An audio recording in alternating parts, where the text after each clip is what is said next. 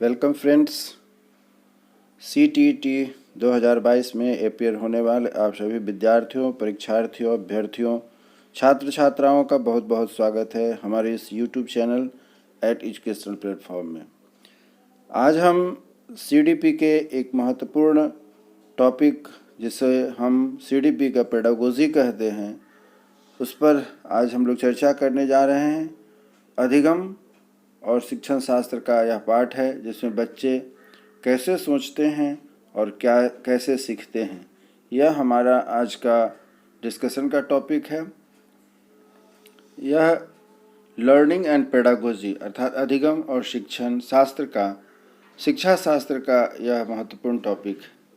आप इसे शुरू से आखिरी तक देखें और प्रश्न किस प्रकार परीक्षा में बनते हैं वह भी आपको मैं बताता चलूँगा, जो आपके लिए परीक्षा में काफ़ी उपयोगी साबित होगा और आप इससे अपनी CTET के इस सफ़र को आसानी से तय कर सकेंगे।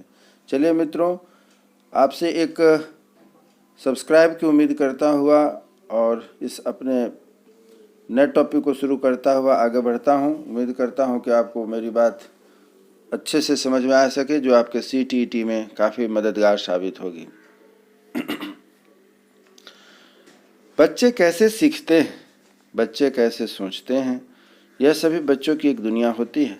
परंतु हम सभी विद्यार्थियों, शिक्षार्थियों या यूँ कहें कि शिक्षक बनने वाले सभी अभ्यर्थियों के लिए बच्चों की साइकोलॉजी, मनोविज्ञान को समझना आसान काम नहीं है। फिर भी हम शिक्षा के माध्यम से उनको सीखने का प्रयास करते हैं। बच्चे कैसे सोचते हैं, सबसे पहले सोचते हैं, फिर उसे अनुसार अनुकरण करते हैं। यह हम सबों में एक मानवीय प्रवृत्ति होती है। कई मनोवैज्ञानिकों का मानना है कि व्यक्ति के सोचने की क्रिया उसकी परिस्थिति के अनुरूप होती है। कहने का मतलब हुआ, यहाँ से अब आप पाते हैं कि आपके लिए एक प्रश्न बन रहा है कि व्यक्ति के सोचने की क्रिया उसके परिस्थिति के अनुरूप होती है। अर्थात सबसे पहली बात हुई कि आपका प्रश्न यह बनता है और यह समझना है हमें कि व्यक्ति सोचना कब शुरू करता है, जब उसके सामने एक परिस्थिति आती है और उस परिस्थिति से बाहर निकलने के लिए, उस परिस्थिति का आनंद लेने के लिए या उस परिस्थिति को बनाए रखने के लिए उसे क्या करना है, इस पर सोचना शुरू करता है। कहने से हमारा क्वेश्चन यह बना कि व्यक्ति के सोचने की क्रिया उसकी परिस्थिति के अनुरूप होती है। अर्थात सोचने की क्रिया तभी शुरू होगी जब उसके सामने परिस्थिति होगी। तो प्रश्न आपका बनता है कि व्यक्ति की सोचने की शक्ति या सोचने की परिस्थिति कब शुरू होती है, जब उसके सामने कुछ परिस्थिति अनुरूप होती है। सोचने की क्रिया तब शुरू होती है जब उसके सामने कोई परिस्थिति आती है। बिल्कुल सही बात है। तब सोचने की जो क्रिया है वह परिस्थिति किन किन के परिस्थिति में बच्चों के सामने, बड़ों के सामने होती है। यहाँ पर बच्चों के मनोविज्ञान के बारे में हम पढ़ रहे हैं, तो उनके सामने 5 परिस्थितियाँ होती हैं जिनके अनुसार वह सोचना शुरू करते हैं। पहले वातावरण, सबसे पहला जो कारण होता है वह है वातावरण। उसके बाद जिसे हम दूसरा है मानसिक स्थिति, तीसरा है उद्दीपन, चौथा है अनुकूलन और पांचवा होता है प्रेरणा। वातावरण को एनवायरनमेंट भी कहते हैं। मानसिक स्थिति सेकेंड है, जिसे हम मेंटल स्टेटस कहते हैं। तीसरा है उद्दीपन, जिसे हम स्टिमुलस कहते हैं। 4 है अनुकूलन, जिसे एडप्टेशन कहते हैं। और 5वां है प्रेरणा, जिसे हम मोटिवेशन कहते हैं। तो बात यह निकल करके सामने आती है कि ये हमारे बच्चों की परिस्थिति के अनुरूप उन्हें सोचने के लिए आगे की ओर अग्रसर करता है। अब यह वातावरण कैसे होता है, क्या होता है बच्चों के लिए, इस पर हम लोग चर्चा करते हैं। वातावरण अर्थात इन्वायरमेंट, जहाँ हम रहते हैं उसके आसपास की परिस्थितियाँ हमें उसके अनुरूप व्यवहार करने के प्रति प्रेरित करती है और इसके अनुसार हम क्या करते हैं, किस प्रकार से आसपास की परिस्थितियाँ हमें अपने अनुरूप व्यवहार करने के लिए प्रेरित करती है। अर्थात यदि किसी कारणवश हमारा जहाँ रह रहे हैं वह परिस्थिति हमारे अनुरूप नहीं है, तो हम वहाँ पर अपने आप को परिस्थिति में एडजस्ट करने के लिए सोचने की क्रिया शुरू करते हैं। तो पहला कारण हो गया वातावरण। आपसे परीक्षा में पूछा जाएगा कि कौन कौन से ऐसे कारण नहीं हैं जो कि व्यक्ति को सोचने के लिए जिम्मेवार नहीं होते हैं या सोचने के लिए मजबूर नहीं करते हैं। तो ऐसे कौन कौन से कारण हैं, जब हम जानते रहेंगे तो कौन कौन से कारण नहीं है उसका उत्तर दिया जा सकता है। तो कौन कौन से कारण हैं आपको ऊपर बता दिया गया है, वो 5 कारण हैं। उसमें पहला है वातावरण, जहाँ पर हम रहते हैं उसके आसपास की परिस्थिति हमें अपने अनुरूप व्यवहार करने के लिए, सोचने के लिए प्रेरित करती है। अर्थात पहला कारण वातावरण है, जिसकी वजह से हम सभी बच्चे सोचने के लिए तैयार होते हैं। दूसरी स्थिति है मानसिक अर्थात हमारा मेंटल स्टेटस, मानसिक स्थिति अर्थात जो हमारा मेंटल स्टेटस है उसके अनुसार हम सोचना शुरू करते हैं। तो समाज में रहने वाले बच्चों की मानसिक स्तर अलग अलग है। यहाँ से ध्यान देंगे कि सभी बच्चों की मानसिक स्थिति क्या है, अलग अलग होती है। कुछ बच्चे कुशाग्र बुद्धि के होते हैं तो कुछ बच्चे मंद बुद्धि के, और उसी अनुरूप अर्थात मानसिक स्थिति के अनुरूप, उसी के अनुरूप अर्थात मानसिक स्थिति के अनुरूप उसमें सोचने की क्षमता विकसित होती है। तो दूसरा हमारा कारण क्या हुआ, मानसिक स्थिति, जिसके कारण बच्चे सोचने के लिए मजबूर होते हैं। तो आपसे दूसरा प्रश्न यह भी बनता है कि वह कौन सी परिस्थिति होती है जिससे कि बच्चे सोचने के लिए विवश हो जाते हैं। तो वह मानसिक स्थिति, जैसी जिनकी मानसिक स्थिति होगी कुशाग्र बुद्धि, मंद बुद्धि, उसके अनुरूप बच्चे सोचते हैं। चलिए, वेरी गुड। इसी प्रकार हम आगे बढ़ते हैं और तीसरा कारण हम देखते हैं, वह है आपका उद्दीपन अर्थात स्टिमुलस। हम लोग ऊपर पढ़ चुके हुए हैं मेन कंटेंट में, अब आगे हम लोग पेडागोजी पढ़ रहे हैं, इसमें देखते हैं उद्दीपन। बच्चे जब कुछ बड़े हो जाते हैं, अब छोटे बच्चे बड़े हो गए, जब बच्चे कुछ बड़े हो जाते हैं तो उनके सामने उद्दीपन परिस्थितियां उत्पन्न होती हैं और उसके अनुकूल वह अनुक्रिया करता है। अब उद्दीपन में कौन कौन सी परिस्थितियां सामने आती है उसको हम लोग पढ़ चुके हैं ऊपर में, जैसे कि टीचर प्रोत्साहन के लिए स्टिमुलस का जो है कि उनको प्रयोग करते हैं कि उन्हें पढ़ाई में अच्छे करने से ये प्रतिफल मिलेंगे, उन्हें ये गिफ्ट मिलेगा, इन्हें उपहार मिलेगा। तो ये सब क्या है, उन्हें स्टिमुलस दिया जाता है जिससे कि वह पढ़ाई के प्रति रुझान पैदा हो और बच्चे पढ़ाई के प्रति सोचने के लिए अग्रसर हो जाते हैं। इसीलिए कहा गया है कि बच्चे जब कुछ बड़े हो जाते हैं तो उनके सामने उत्पन्न परिस्थितियाँ, बच्चों के साथ कंपटीशन है, क्लास में पोजीशन है, अच्छे स्थान प्राप्त करने हैं, माता पिता का जो दबाव होता है वह भी कभी कभी उनके लिए बहुत मददगार साबित होता है, और इस तरीके से शिक्षक जो उन्हें मोटिवेशन देते हैं उसके अनुसार वह उनके अंदर स्टिमुलस होता है। चलिए, चौथा कारण अब हम बढ़ते हैं, अधिगम और शिक्षा शास्त्र का बच्चे क्यों सोचते हैं। चौथा है अनुकूलन अर्थात अपने आप को कैसे हम उस परिस्थिति में एडजस्ट करेंगे, उसके अनुरूप भी हमें सोचना पड़ता है। चौथा कारण बनता है अनुकूलन। चौथा कारण है अनुकूलन। बच्चों में अनुकूलन एक अवधि है जिसके दौरान शरीर को जलवायु और भौगोलिक परिस्थितियों को बदलने के लिए उपयोग किया जाता है। अर्थात यहाँ जो हम देख रहे हैं, बच्चे हो या बड़े हों, यहाँ विशेषकर हम लोग बच्चों की बात कर रहे हैं, सबों को परिस्थिति के अनुसार, वहाँ के मौसम के अनुसार, जलवायु के अनुसार शारीरिक स्थिति एक जैसी नहीं होती है, इसलिए उनके अनुसार उनको तैयार होना पड़ता है, तैयार रहना पड़ता है, जिससे कि उस परिस्थिति में अपने आप को एडजस्ट कर सके। तो बच्चों में यह स्थिति सबसे अधिक ज़्यादातर गर्मियों की छुट्टी में देखने की मिलती है, इसलिए कि गर्मियों की छुट्टी में जिस वातावरण में पहले से रह रहे होते उससे बाहर निकलना पड़ता है। दादा दादी के घर गए, हिल स्टेशन गए, समुद्र के किनारे गए, तो वैसी परिस्थिति में क्या है, उनको वहाँ एडजस्ट करने के लिए सीखना पड़ता है। इसी तरीके से हमारा जो अगला टॉपिक है उसे हम बढ़ते हैं, उसे हम कहते हैं प्रेरणा जीवन में आगे बढ़ने के लिए हम सभी के लिए आवश्यक है, विशेष करके बच्चों के लिए। जो बच्चे आगे प्रेरणा के द्वारा प्रेरित होते हैं वह बच्चे आगे बढ़ते हैं। प्रेरणा क्या है, जब कोई बच्चा अपने व्यक्तिगत रुचि या गतिविधि करने में खुशी के तत्व के कारण गतिविधियों में संलग्न होता है। अब यहाँ प्रश्न यह बनता है कि व्यक्ति प्रेरित क्यों होता है। तो प्रेरित होता है जब उनकी रुचि और गतिविधि के अनुसार, जब उनके व्यक्तिगत रुचि या गतिविधि के अनुसार वह खुशी की तलाश करता है, तब व्यक्ति आगे बढ़ता है। क्या है कि जब कोई बच्चा अपनी व्यक्तिगत रुचि या गतिविधि के अनुरूप खुशी की तलाश करता है, तब वह आगे बढ़ता है। तत्व के कारण गतिविधियों में संलग्न होता है, बच्चों को आंतरिक रूप से प्रेरित कर। हाँ, तो इस प्रकार से हमने अभी पढ़ा कि बच्चे कैसे सोचते हैं।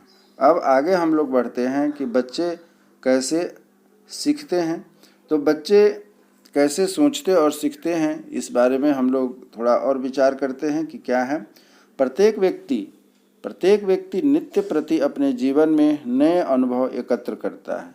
यहाँ पर बात निकल के आती है कि प्रत्येक व्यक्ति अपने नित्य प्रति में जीवन में नए अनुभव लेकर के आधार पर आता है।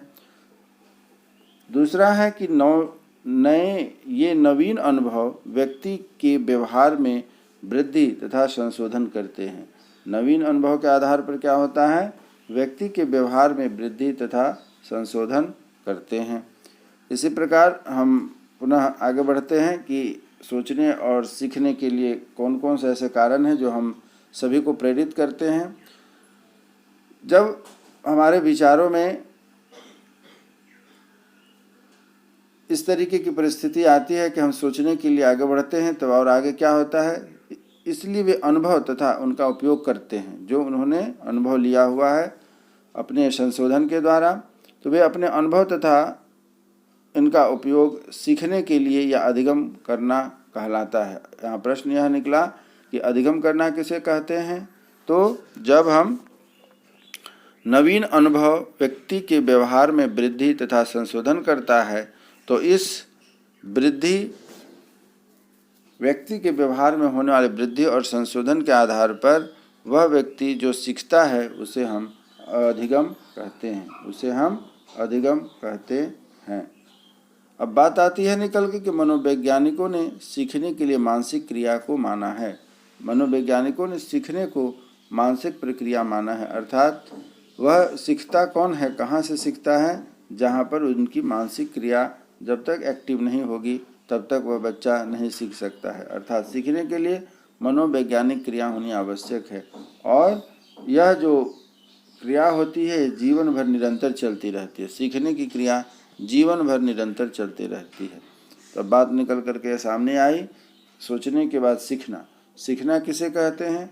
तो सीखना किसी स्थिति के प्रति सक्रिय प्रतिक्रिया होती है। प्रश्न यह बनता है कि सीखना किसे कहते हैं, तो आपको प्रश्न बनेगा किसी स्थिति के प्रति सक्रिय प्रतिक्रिया। जब तक आप सक्रिय नहीं होते हैं, एक्टिव नहीं होते हैं, उसके तरफ रुझान नहीं होता है, आप उस चीज़ को नहीं सीख सकते हैं।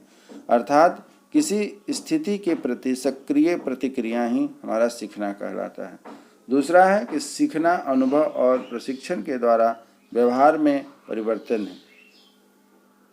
यह गेट्स एवं अन्य जो मनोवैज्ञानिक है उनके द्वारा कहा गया है कि सीखना अनुभव और प्रशिक्षण द्वारा व्यवहार में परिवर्तन होता है, जिसे गेट्स एवं अन्य के द्वारा कहा गया है।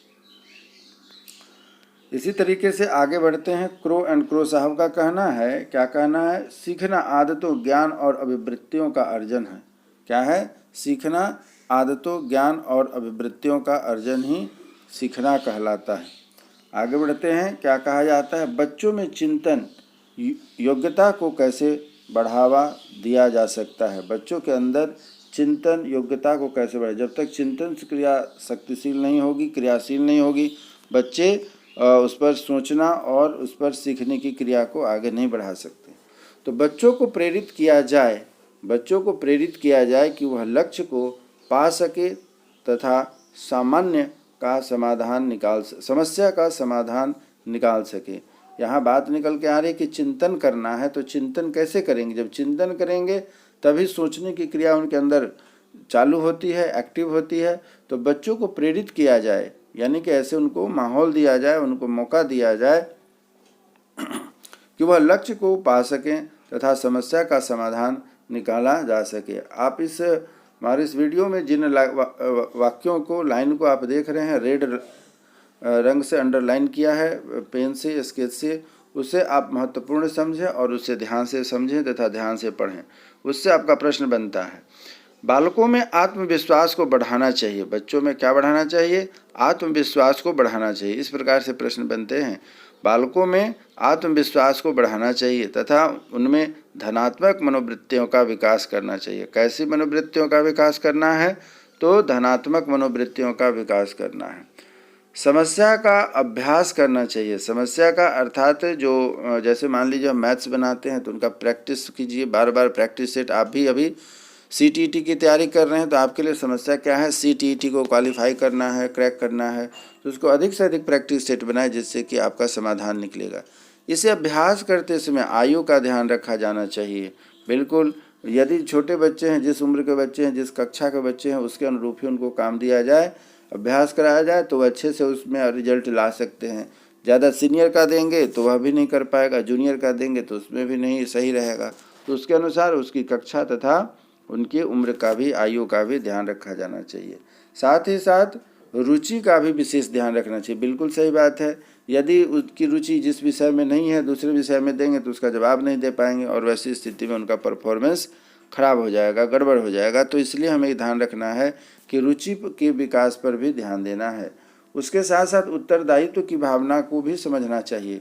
उत्तरदायित्व की भावना जब उसमें जागृत हो जाएगी तो अपने आप उसके अंदर वह रुचि भी विकसित हो जाएगी और साथ ही साथ चिंतन भी शुरू हो जाएगी। अभ्यास, धनात्मक मनोवृत्ति, ये सभी उत्तरदायित्व के ऊपर निर्भर करते हैं। उत्तरदायित्व एक ऐसी मानसिक प्रवृत्ति होती है जिससे कि व्यक्ति काफ़ी अग्रसर हो जाता है, एक सुसुप्ता अवस्था से जागृत हो जाता है। उत्तरदायित्व अपने आप में एक बहुत बड़ा रिइंफोर्समेंट है जिससे कि बच्चे में जागृति यदि कर दिया जाए तो फिर उसमें जो तेज़ी से विकास होगा उसका तो कोई फिर जवाब ही नहीं है।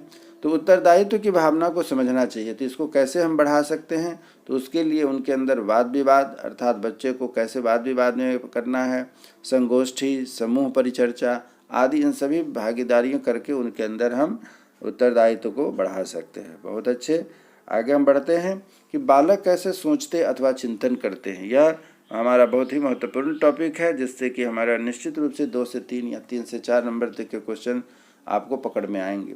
बच्चे कैसे सोचते या सीखते हैं।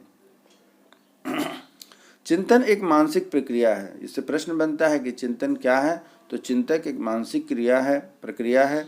इस प्रक्रिया में प्रतिमाओं, प्रतीकों, संप्रत्यय, नियमों एवं अन्य इकाई का मानसिक जोड़ तोड़ होता है। बिल्कुल सही बात है, जब तक आप मानसिक रूप से सक्रिय नहीं होंगे तब तक आप चिंतन नहीं कर सकते। तो कैसा मानसिक रूप होना चाहिए, जिसमें प्रतिमा होना चाहिए, कोई ना कोई उसमें एक ऐसा सोचने के लिए बिंदु हो, अर्थात उसकी प्रतिमा अवस्था परिस्थिति होनी चाहिए, प्रतीक होनी चाहिए, नियमों एवं अन्य नियमों का मानसिक जोड़ तोड़ होना चाहिए, जिससे कि बच्चे को आपस में संपर्क साधना है कि जो आप देख रहे हो उसके ऊपर जाकर के उसे कुछ कल्पना करनी होती है, या जो तुम सोच रहे हो वो कुछ और है, वास्तविक स्थिति कुछ और होती है।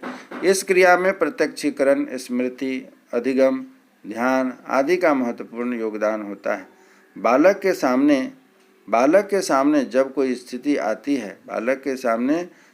स्थिति आती है तब वह उसका समाधान ढूंढता है और समाधान चिंतन से प्राप्त होता है। और उसके बाद क्या है, समाधान चिंतन से प्राप्त होता है। बालक में चिंतन की प्रक्रिया, बालक चिंतन कब शुरू करता है।